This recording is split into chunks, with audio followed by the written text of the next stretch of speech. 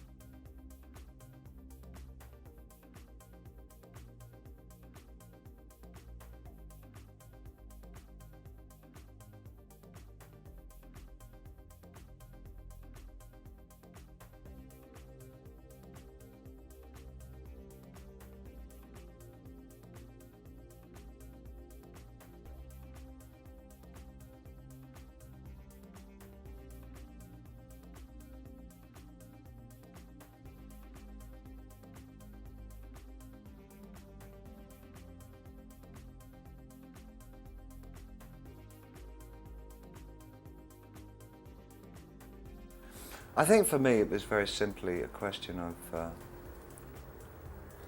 automatically falling into areas that I'd not experienced and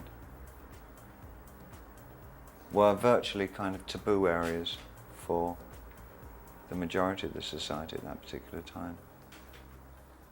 And I think I found the gay world really attractive, in as much that people were totally into unknown things in London, like soul music. There wasn't any other clubs playing soul music in 1969, 1970, apart from gay clubs. The music was always so much better. Everybody looked great. There was a sense of festivity, because it was still virtually a clandestine underground world, a community that really hadn't come out. I mean, today it's a completely different world from when I was a young man. Yes, Brian, I really said that. And I think there was a feeling of excitement and titillation about the whole idea of moving in areas which were forbidden to the rest of society. And like any young person, I think I was really inclined to experiment sexually and philosophically. I mean, I was a Buddhist on Tuesday, and I was into Nietzsche by Friday. You know, I think most of my life has been like that, really. And I think it was this declaration of interest in things other than those contained by the regular parameters of society has always interested me. Kind of, well, I know the supermarket, and I know Cliff Richard, and I know my mother. What's new? What else have you got? You know, it was that sort of thing. So it was sort of an endless search to expand. I don't know what I thought I was expanding, but I guess I just wanted to experience everything. I think I was aesthetically promiscuous. Well, there's a sense of the kind of outrage that it generated. You know, there was, even as, you know, people think of the 60s as, you know, this time that's of great before openness. I even put the red hair on. Absolutely. Let's get things in perspective. Well, the sense that, you know, that there, you know, even as people think of the 60s, it was this great time of liberation, there seemed to be this incredible sort of sense of earnestness about it that, you know, you just exploded. Yeah. And the kind of introducing elements of artifice and theatricality just drove people crazy. You know, could you talk a little bit about, you know, some of what, you know, that response? It increasingly becomes difficult for me to remember back to what exactly were all the influences that went into the creation of that poor soul and his coterie. It had a lot to do with fascinations outside of rock and roll. Yet again, the idea of things outside of whatever genre I was in, or my lifestyle, or my society. It wasn't, whatever I was close to was never enough. I wanted to know what the next thing was after that. What's on the outside of all this?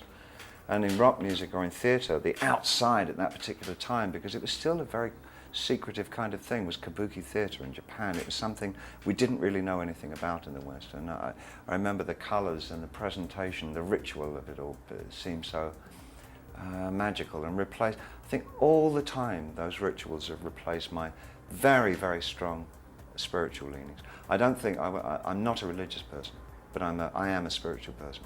And I think not knowing what church to go to, because none of them made sense to me in any real way. My strivings to have some kind of spiritual base were really, really strong. All my life I've had a need for that. And I think I tried to amalgamate my own bedrock of spirituality, something I could pin a reason for life onto, by going outside to looking at ritual. And so Kabuki came into it, drag came into it,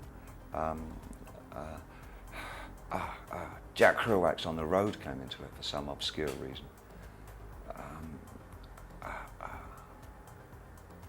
I remember seeing a film about high priests in Indonesia who were also in drag, and then found out that most high priests outside of the Judeo-Christian ethic adopt some kind of female attire, or sort of female, or at least androgynous kind of makeup, and that was almost traditionally part of other cultures' religions. And I found that fascinating. So in my mind, there was something of the high priest to the Ziggy character as well. I tried to cram in every bloody piece of information that I had at my fingertips at that particular time to create this little religious base for myself. Probably that's what it was about. I don't know. Or in other words, I haven't got a clue. You went also from, you know, inventing... But I know what went into it. But I think that applies to any art form. I think most artists feel a lot happier discussing the process of what they do rather than what the hell it means. Well, you know, you went also... I know so many, I'm sorry, I know so many painters who title their works after they've done them, which is a real giveaway, you know. There's you went from sort of inventing these characters, obviously Ziggy Stardust, Aladdin Sane, you know, and almost like transformed yourself and them, you know, from these super white figures and then becoming kind of an R&B hero. You know, what was that transformation about, with particularly, you know, young Americans? It had an awful lot to do with not wanting to be. I felt that I was entrapping myself. It was always very important to me, and it's always been something that I've had a real push-pull relationship all my life. Is the idea of being trapped and pinned down and categorized, I always felt would be like prison to me if I wanted to move and change as a writer and a performer. That if I got put into a pocket, if I got said, oh, well, he's that, it would sort of really, it would rip my guts out as a writer. That it would, because my writing is based on the idea of transience. My writing is a very clear understanding that nothing in this world is a real reality. It's not something that you can hold on to. It can be something you can enjoy briefly, tentatively for the moment that it's there, love or a sunset or whatever, but like a sunset, and unfortunately in so many cases like love, it's a transitory thing. And I didn't want to get locked into being this one thing and not being able to flit like a butterfly from flower to flower, pollinating my intellect. Something like that. Had an awful lot to do with not wanting to be pinned down, not wanting to be like a pinned butterfly, or moth probably in my case. I think it came as a surprise to a lot of people. That. I don't know. I think that's an interesting thing. This one piece will make 52 layers. Watch on mobile devices or the big screen. All for free. No subscription required.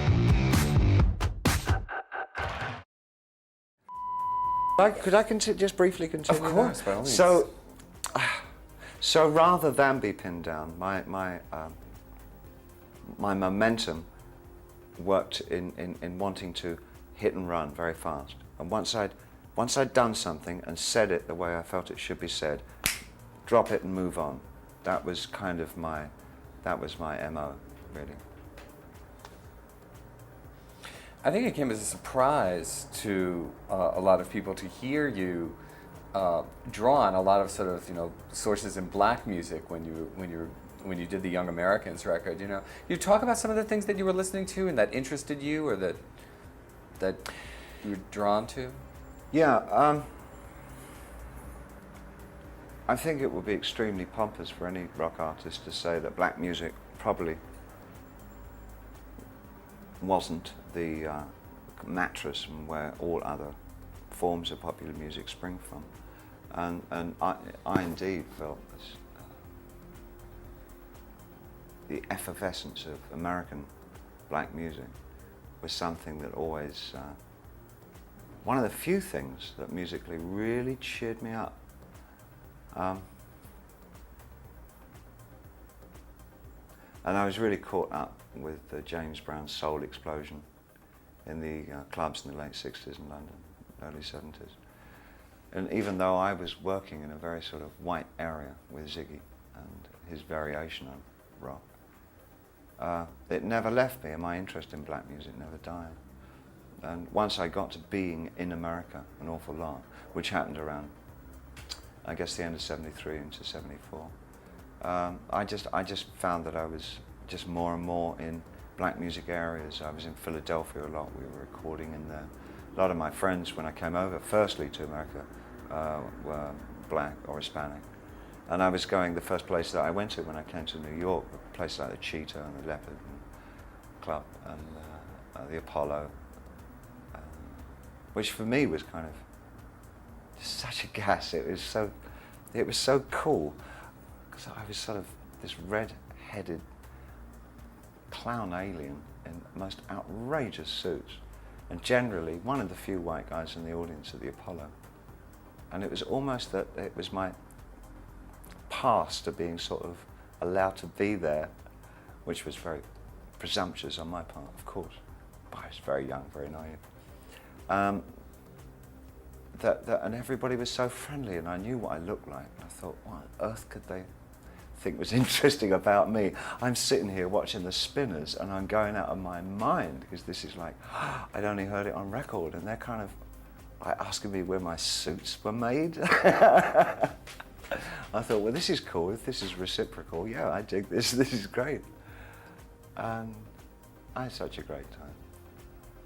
Well, it almost seemed like there was a kind of, when you started doing, these very theatrical things, and then, there's George Clinton doing what he was doing, and that there was, a sense in which these cultures were feeding off each other in some way. Yeah, there was. I mean, he name-checked you also, George Clinton, on the record. I know. I was very flattered.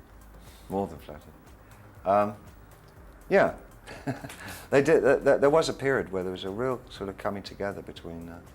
I remember when I first saw Patti LaBelle, and I couldn't believe how influenced they'd been by glam rock. I mean, the first time they came out on stage, it was like, wow, this is unbelievable. An American black trio in glam rock. It was so bizarre, I got incredibly nationalistic about it. Yeah, that's the English way, What about temporarily forgetting the New York Dolls? It's always wise to know when to edit. That's right, exactly. What about collaborating with John Lennon? How did that come about? Gee, it's really hard to remember when I actually met John. It must have been sort of somewhere middle 74-ish is my guess. I expect there's a book that can tell me. But we kind of started knocking around with each other. And he had his, I think at the time, gave me, which I thought one of the better Lennon quotes, which I've said a number of times. But when I asked him what he thought of what I was doing, glam rock, he said, yeah, it's great, but it's just rock and roll with lipstick on. And I was impressed, as I was, at virtually everything he said. He was probably one of the brightest, quickest-witted, earnestly socialist men I've ever met in my life. Socialist in true definition, not in a fabricated political sense, but a real humanist. And a really spiteful sense of humour, which of course, being English, I adored. I just thought we'd be buddies forever and get on better and better and all that, Fantasy. I know the Beatle that I always liked. Because everybody had their favourite Beatle. I never really realised that. Well, I did realise that, always knew that. But one wouldn't have declared it in the early 70s, because that would have been most uncool to actually say that you actually liked the Beatles in any way, shape or form. But they made such a great impact on. They gave the British the illusion that they meant something again. And we love hearing that. Oh boy, do we love hearing that. A couple of things began rising at around the same time. Is this to say disco and punk? Yeah. And I'm curious to see what how you recall your reactions to those things. So what was your sense about that?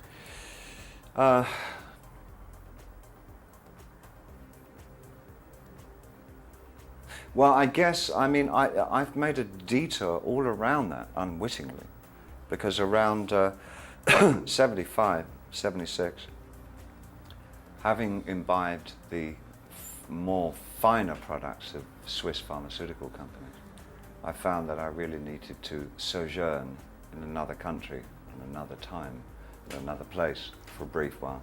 So I made off for Berlin, virtually to sort of clean myself up. My luck, of course, and my typically my character, I picked the heroin centre of Europe, but it sort of didn't occur to me at the time. And what was happening in Britain didn't have quite the same thing in Germany, because equally as strong in Germany at that time was the advent of electronic music in a major way. The Germans had found their forte, and it was called Kraftwerk. And Kraftwerk and that school, that approach to music, was virtually all I was listening to at that time, and soul music. And the two, of course, came together. I remember Brian Eno running into my... He's going to hate me for this. Running into my room with a single in his hand, he said, "I've heard the future." I said, "Oh, well, you better put it on then." And it was Giorgio Moroder's recording of Donna Summer, "I Feel Love." Oh, Brian, oh, that was so funny. And I said, "Are you serious?" And he said, "Yes, listen, that Teutonic drumming, that black voice, this is fantastic." That's more of an aside than anything else, but it was one of the funniest things I've ever heard anybody say. I've just heard the future. As it happens, he was right. But Brian inevitably is. Bowie has sold over 100 million records worldwide. In the United Kingdom, he was awarded 9 platinum, 11 gold, and 8 silver albums, and in the United States, 5 platinum and 9 gold. In 2003, 6 of Bowie's albums appeared on Rolling Stone's list of the 500 greatest albums of all time. In 2004, 4 of Bowie's songs appeared on the Rolling Stone list of the 500 greatest songs of all time. Additionally, 4 of his songs are included in the Rock and Roll Hall of Fame's 500 songs that shaped rock and roll. According to Acclaimed Music, he is the 4th most celebrated artist in popular music history. In the BBC's 2002 poll of the 100 Greatest Britons, he was ranked 29. In 2004, Rolling Stone magazine ranked him 39th on their list of the 100 greatest rock artists of all time. Bowie was inducted into the Rock and Roll Hall of Fame in 1996. He was inducted into the Science Fiction and Fantasy Hall of Fame in 2013. In 2016, Rolling Stone proclaimed Bowie the greatest rock star ever. In 2008, the spider heteropoda David Bowie was named in Bowie's honor. On 5 January 2015, a main belt asteroid was named 342,843 David Bowie. On 13 January 2016, Belgian amateur astronomers at Mira Public Observatory created a Bowie asterism of 7 stars which had been in the vicinity of Mars at the time of Bowie's death. The constellation forms the lightning bolt on Bowie's face from the cover of his Aladdin Sane album. On 25 March 2018, a statue of Bowie was unveiled in Aylesbury, Buckinghamshire, the town where he debuted Ziggy Stardust. The statue features a likeness of Bowie in 2002 accompanied with various characters and looks from over his career, with Ziggy at the front.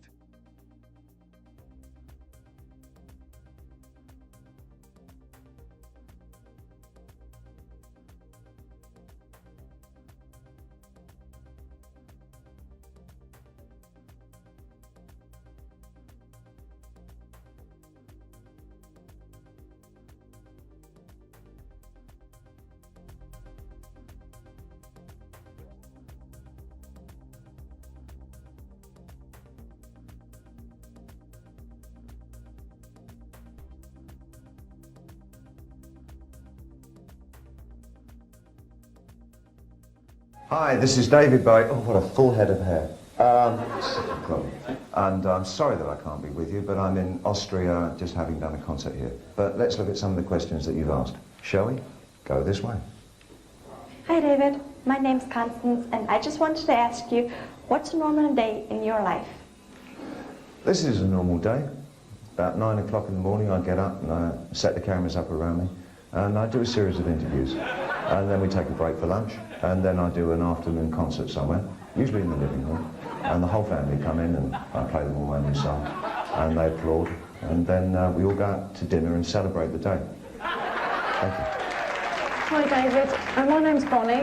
One of my favourite songs is Brian Eno's Driving Me Backwards. I wondered if you could name one of your favourite songs.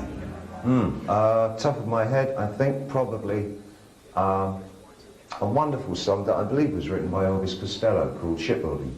The version that I like best is by Robert Wyatt. I think it's one of the most poignant, really beautiful pieces of work to come out of England in many, many years.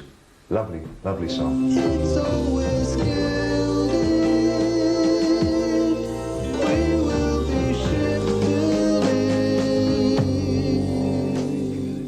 Hi Dave, I'm Phil. There's a haircut. I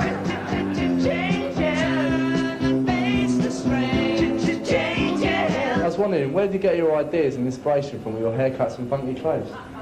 For the last 30 years or so, I've got most of my inspiration from Norman Berkeley, who lives in Wilston. At the beginning of every year, I phone up Norman and ask him what's on the cutting edge. And he sends me some magazines that he's been reading, and I choose stuff out of those. Hello David, I'm Adrian, and I would like to know, do you have any pets and what are their names? I don't have any at the moment. I had a cat called Sally and a dog called Wendy. They were both run over. Then I had another dog called Essel von Speerhofen, a long-haired something or other. It was a long-haired Alsatian, apparently that one. That one hasn't been run over yet. Your mid-80s supposedly bad albums were, in our opinion, badly produced as opposed to badly written. Your views on this, please, Mr. Bowie. You're quite right, I think, about the albums. I actually think that myself. I thought some of the songs were actually very good. I don't think we produced them very well. Thank you for your observation.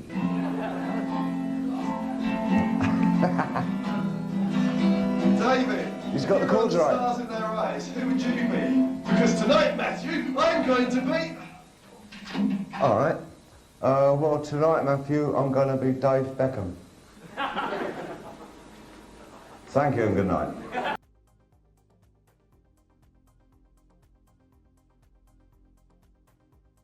Shall we go? Yes. Go on, Peter. Let's crash some. Oh, I'm sorry.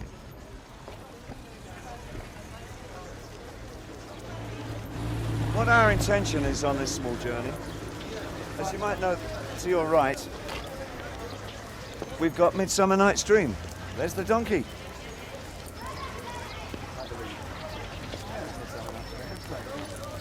What we really need is a beer. What we really need, we're looking for an outdoors taverna.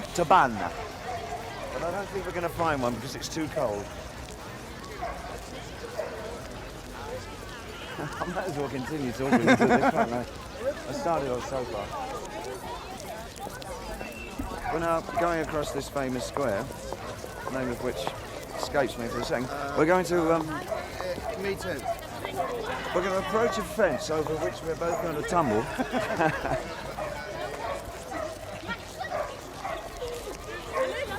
I hope we don't cause too much attention. We're here. not, of course, not having a camera crew like you along is... Making the city like Madrid. Now we're approaching the... Hello!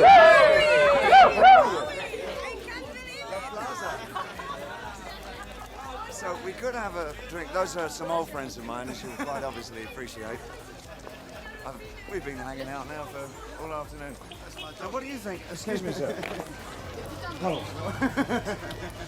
Not much comment there. Obviously, he's got a bit of a bone to pick with me. Ah, this is more my kind of area.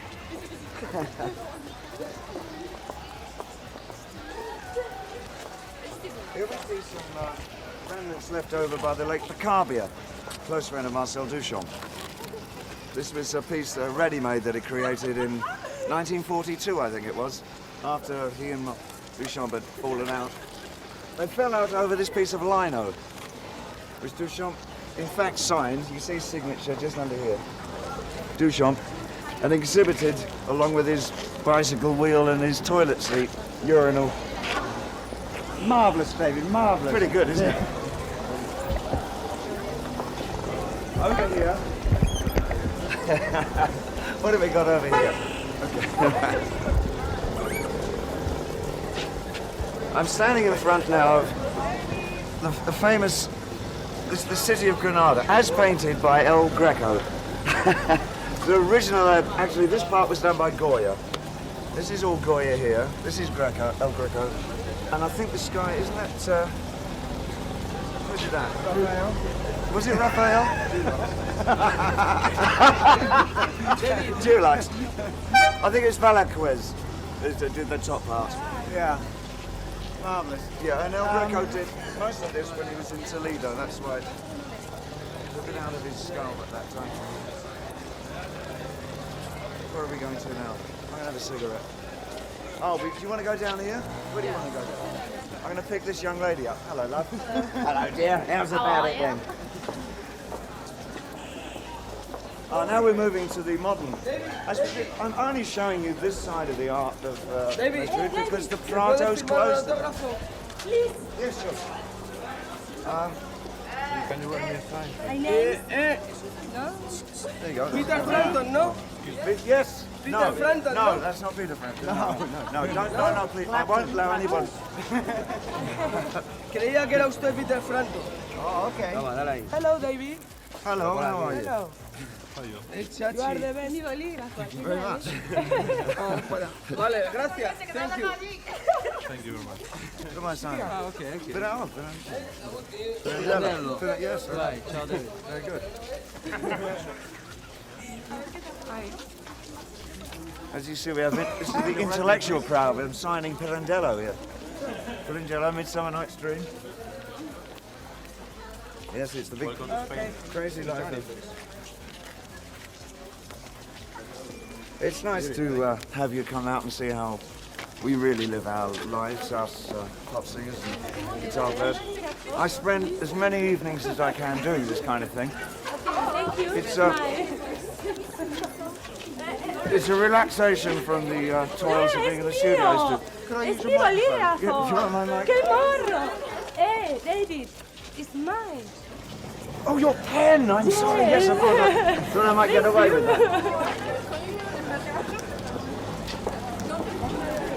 But when my microphone's given up, hold on. It's yours. No. But when one's spent a few long hours in the studio, there's nothing better than walking around with 300 or 400 friends looking for a coffee. We may possibly get a quick beer in here, I think. No dogs. All right. Where are we now? Hello. I think we're in that part of town, Pete. Won't we going for a beer, though? Yeah, sure. What? Whoa. You have a problem there.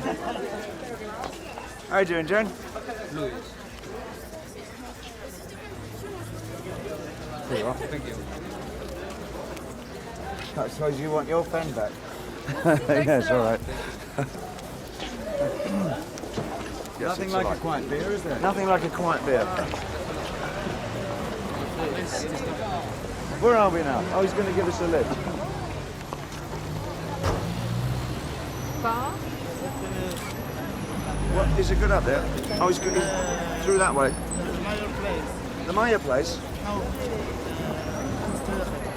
Ah. This has been a fun assignment for you. Certainly driving me up the wall. The Hostel Ar Faustino. So here we are in our We can hotel. get some Dulux here. Oh, yes. Ah, yes, of course. We must. Be careful. Yes, be careful.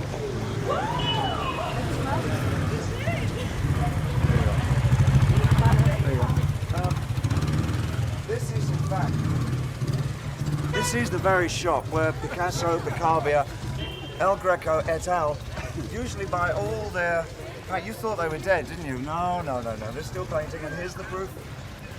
Velocro's paints, you see? So it says. Delphin. It's multi-alquidico. That means basically paint for alcoholics. And here goes one of the painters of Madrid who's badly in need of a quick pint of emotion. How are we doing?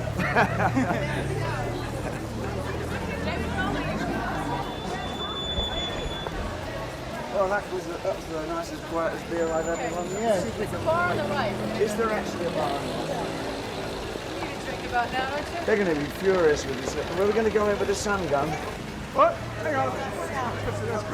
Keep going. Mom, don't do it, Mom. Hey!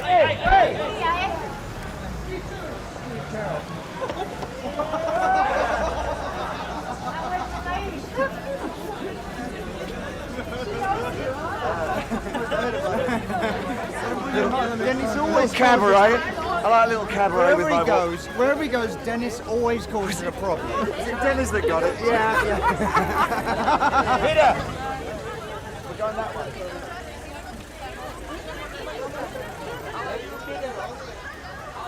Right, thank you.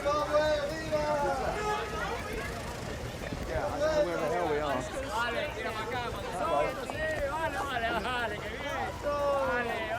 Right. I think we're going... Where is the bar? It's just thank you.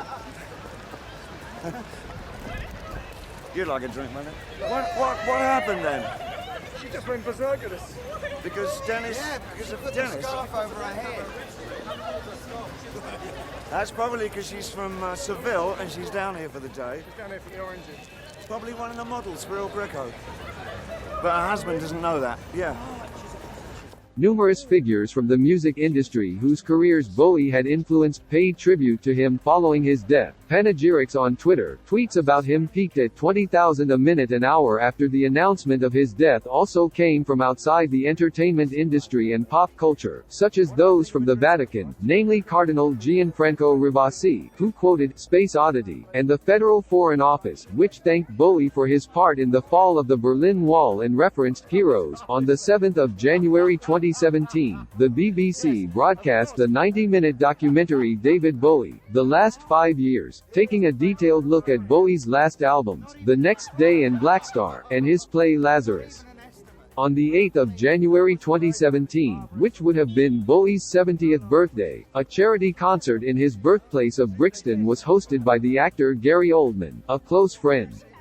A David Bowie walking tour through Brixton was also launched, and other events marking his birthday weekend included concerts in New York, Los Angeles, Sydney, and Tokyo. On the 6th of February 2018, the maiden flight of the SpaceX Falcon Heavy rocket carried Elon Musk's personal Tesla Roadster and a mannequin affectionately named Starman into space. Space Oddity and Life on Mars were looping on the car's sound system during the launch.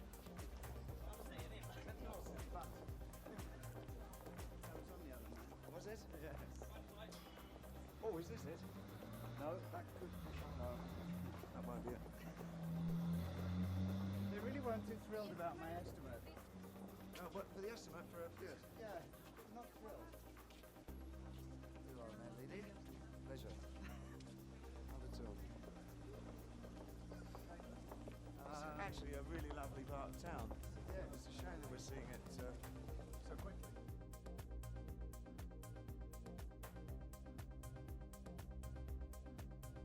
I'm jumping ahead here. But the music from that late 70s period, for me, definitely are a landmark in what I've done. For me, there's something that I always either embarrassingly or exuberantly measure my new work by. Exuberantly at the moment. We have to start wrapping up now. We have to wrap up now. I just want to mention that yesterday we interviewed Giorgio Moroder yesterday. Yeah. It was great, talking about Ghana and everything. And I have a funny story about him. Can you tell it, and also just, if you can, mention the song Fame, because he said he spent his whole career since trying to get that vocal breakdown at the end. Well, I'll send his record signed if he sends mine. Right? Okay, great. So you have a story about Giorgio? I can't use it, no, I just thought, no, I don't. Oh, come on. No, I can't do that. There is one funny story about, I wonder, Giorgio, I suppose you can sue me if this isn't true. I've got to tell it, just because I think it's so sweet. A friend of mine who knew Giorgio very well worked on a film called American Gigolo, which starred Richard Gere. Giorgio Moroder apparently saw the film and said to my friend, who designed that room? It is fantastic. And he said, well, I'll get you his portfolio, if you want to see it. He said, I want my house done by this man. So they sent him the portfolio of that fantastically beautiful, minimalistic room that Gere had as the gigolo. Giorgio sent it back and said, no, not this room, the pimp's room. I don't know if that's true, Giorgio, but I've always held on to that story. I think it's so lovely. I know, it's nice, isn't it? Fame. God, what could I say that could be possibly interesting about it? Well, the 70s were a period when fame became, people became famous for being famous, this idea of famous for 15 minutes. Okay, all right. I suppose one thing that is interesting that came out of writing, or that fame came into being because of it, was that John and I spent so many hours talking about managers. We both loathed managers with a vengeance. I'd recently had a totally disastrous ending and a great awakening to what management could mean. And John, of course, had had years of it one way and another. And I think a lot of what we felt about management came through in Fame, even though ostensibly it was sort of about fame as Warhol as fame, sort of thing. But I think, again, that might have been subject matter, but again, content was really a great hostility towards what fame actually, what the reality of becoming famous means. Well, if you can't stand the heat, get out of the kitchen, that's what I say. Quite rightly, too. Did you experience rock and roll becoming rock Inc. during the course of the 70s, going from... Towards, for me, no, because when did rock become institutionalized as such? Should I say when the first brick of the Rock and Roll Hall of Fame was put down? Yes, I will say that has something to do with it. When it started getting its own award shows, when we're going through a new period now where I think there's a real sort of exciting atmosphere among young musicians again. But there was a period which went right through the 80s, well into the early 90s, where young guys that I'd meet really were more about career opportunities than about what music they should be making, why they should be making it. And it suddenly dawned on me that the devices had changed. The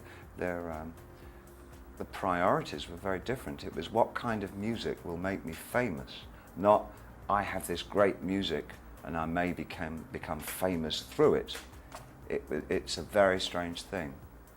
And it became more and more like that during the 80s. My worst period, I felt so out of sync in the 80s, I can't tell you. I just wanted the world to open up and swallow me. I felt so out of tune. And out of tunes, as it happens. What was that? The 70s in one word. Personality.